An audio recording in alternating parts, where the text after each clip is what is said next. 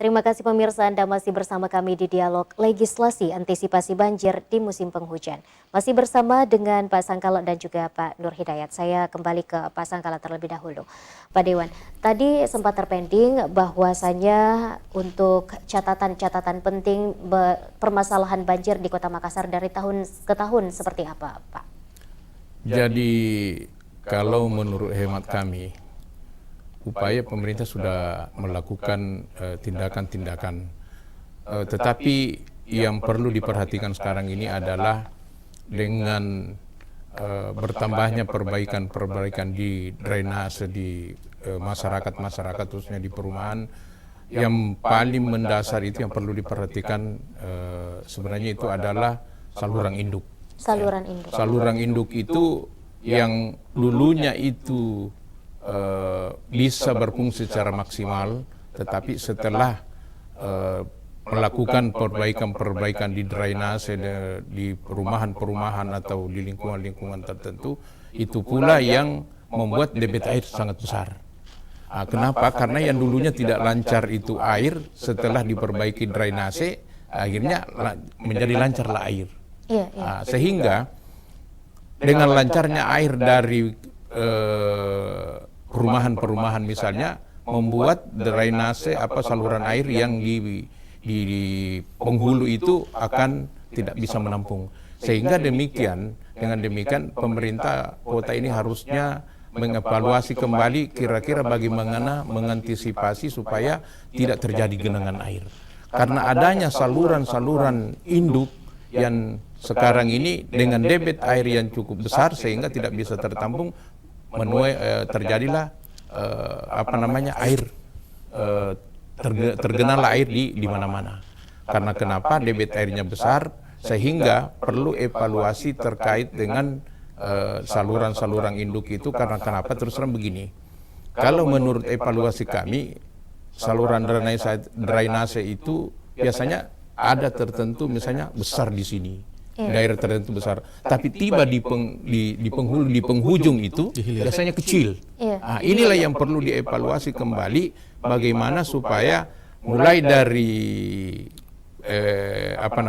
dari ujung itu sampai ke bawah itu salurannya besar.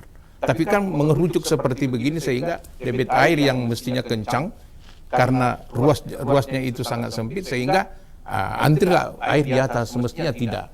Jadi perlu kami sarankan kepada pemerintah kota dalam hal ini Dinas PU untuk mengevaluasi saluran-saluran induk supaya air itu bisa jalan dengan lancar. Ya. Misalnya di Biringkanaya seperti yang tadi disampaikan itu di Balanturungan di Balanturungan. Itu memang dulu itu saluran air itu kencang jalan. Tetapi karena adanya pembangunan setelah jembatan itu, air mestinya kan larinya dulu lurus. Sekarang belok kiri, belok kanan, sehingga tidak lancar. Karena adanya tadi lokasi-lokasi yang ada di situ yang terjadi penimbunan sehingga mestinya lancar, sekarang tidak. Nah, itulah. Ditambah dengan jalur yang kecil tadi, seperti yang saya bilang, perlu dievaluasi. Dulu itu kalau daya itu kan besar, Pak, larinya air, tapi sekarang kan saluran kecil sehingga membuat air di jembatan itu tertampung, tidak bisa lancar, sehingga perlu kajian khusus yang spesial untuk melihat bagaimana supaya air bisa lancar. Kenapa? Terus terang, jembatan yang Pak Hidayat sampaikan tadi itu sebenarnya semuanya lari ke situ air. Yang ada dari Kelurahan Pacerakan, dari Kelurahan Berua, Suliang, semuanya lewat di situ. Nah, kan tadinya luas, baru tiba-tiba kecil begini, turun lagi kecil-kecil, belok-belok lagi, sehingga itu yang membuat banjir di atasnya. Artinya dengan kondisi seperti itu terjadilah genangan banjir yang dulunya tidak pernah banjir. Makanya evaluasi kami itu adalah bagaimana saluran air itu dari ujung sampai ujung itu dievaluasi atau terjadi misalnya pengerukan. Karena terus terang dengan adanya pengerukan kontrol seperti itu, saya kira debit air itu bisa berkurang seperti itu. Baik, itu catatan dari Pak Dewan. Langsung saja ditanggapi oleh Pak Hidayat. Bagaimana kemudian catatan-catatan Anda sebagai pemerintah Kota Makassar dalam hal ini Dinas PU? Silakan Iya. Pak. Tentunya apa yang disampaikan oleh Pak Ketua Komisi C adalah bentuk perhatian kepada kami sebenarnya. Bagaimana kami bisa lebih optimal melaksanakan tugas dan fungsi kami. Nah, tadi disampaikan tentang bagaimana ada kajian dan ada studi. Memang gayung bersambut berkat dukungan komisi juga. Tahun depan kami akan melakukan pemetaan terkait kapasitas drainase yang ada di wilayah Kota Makassar dalam bentuk studi database drainasenya.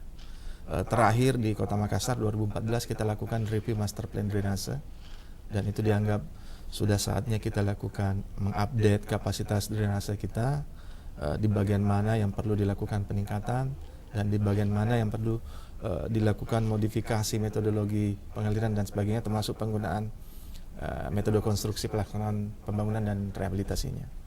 Tentu harapan kami dengan adanya pemetaan terkait database banjir drainase terkait banjir di wilayah Kota Makassar di tahun depan, mendiagnosa dampak yang kita rasakan dan lihat saat ini adalah lebih mudah. Gambaran utuh tentang sistem drainase kita akan kelihatan utuh melalui studi itu nantinya tahun depan insya Allah. Oke, termasuk dengan saluran induk dan juga kemudian jalur yang dimaksud Pak Dewan tadi, Pak. Lebih spesifik ke saluran-saluran induk dan saluran sekunder kita istilahkan. Menghadapi musim hujan ini kita bisa lihat tim Satgas kami itu sudah ada di Jalan Perintis, sebagian ada di Urip juga sekitar Mall Nipa itu, sekarang lagi depan Umi juga kemarin lakukan pengendalian sedimen di sana. Harapannya adalah luapan atau limpasan air di badan jalan di sekitar Urip itu bisa lebih cepat mengalir ke Sungai Pampang. Kemudian yang di Perintis, bagaimana limpasan air yang di Perintis itu bisa lebih cepat mengalir ke seluruh pembuang yang ada di Kelurahan Tamalan Raya Indah. Dalam 1-2 hari ini kami juga akan melakukan pengendalian sedimen gulma dan eceng gondok yang ada di saluran sekunder Tamalan Raya Indah menuju Sungai Talo. Sekarang tim kami juga ada di sekitar Landak Baru, karena saluran Landak Baru itu kiri dan kanan itu sangat vital juga untuk mengalirkan air di daerah Petarani Selatan ke kanal di Kanal Jongaya. Oke, dan itu adalah salah satu bentuk upaya-upaya maksimal yang dilakukan oleh Dinas PU. Kemudian selain di Uri, Perintis dan juga Jalan Landak, Pak, di mana saja titik-titik di Kota Makassar yang rawan terkena banjir? Ya, hari Kamis lalu, tanggal 6 Oktober, turun hujan dengan intensitas yang cukup tinggi. Catatan BMKG kemarin itu sekitar 60 mm dalam satu hari itu. Hitungannya 24 jam, tapi meskipun kemarin hujannya soalnya 4-5 jam kalau tidak salah. Tapi yang turun itu sekitar 60 mm.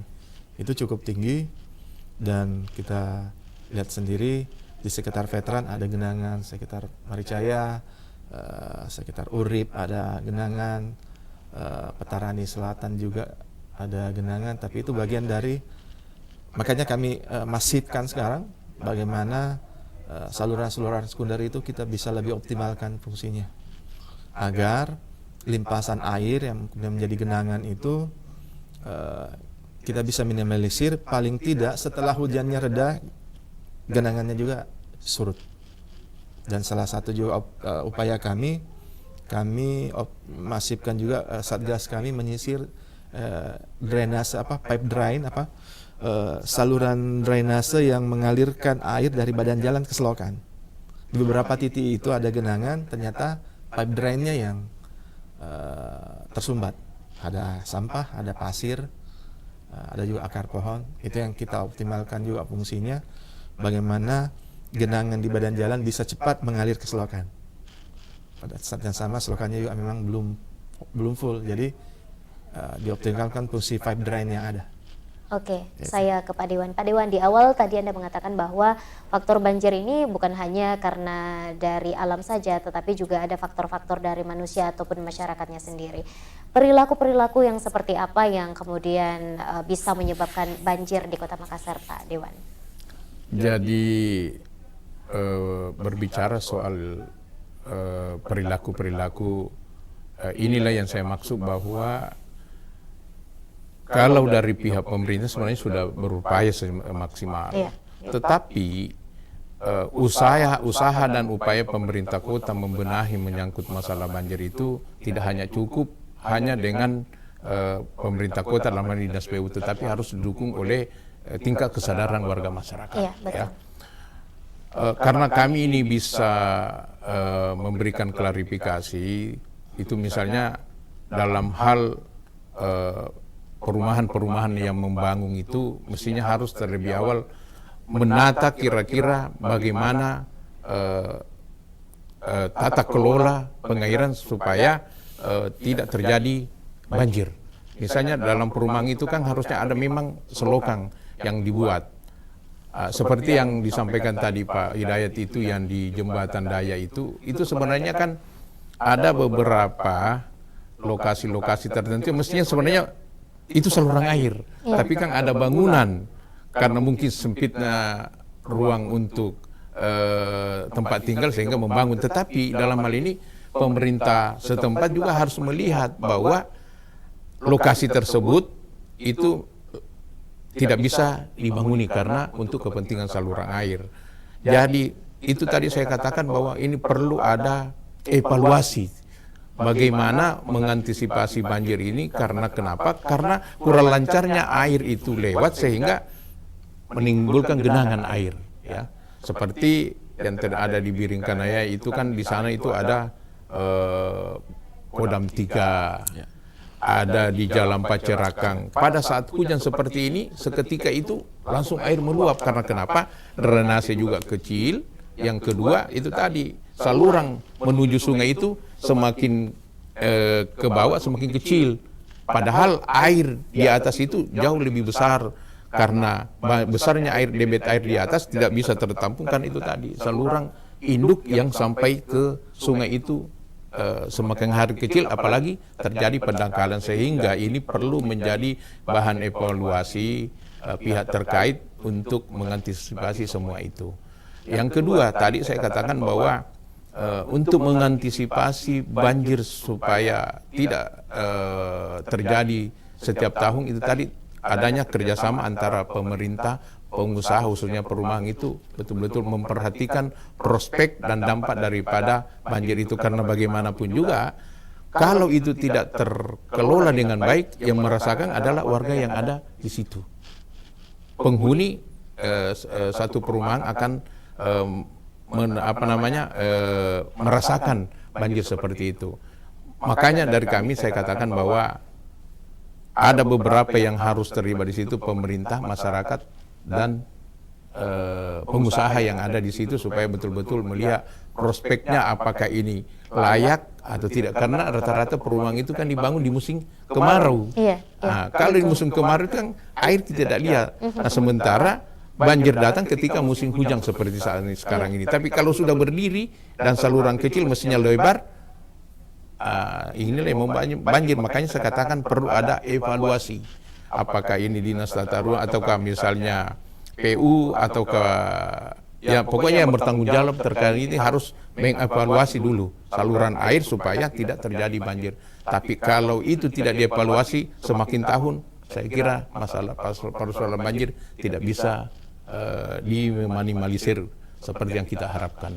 Iya. Ya. Baik, terima kasih Pak Dewan. Kemudian penanganan antisipasi banjir yang setiap tahunnya menjadi masalah bersama. Kemudian apa peran Dewan untuk kondisi saat ini? Nanti akan dijawab Pak Dewan setelah pesan-pesan berikut ini.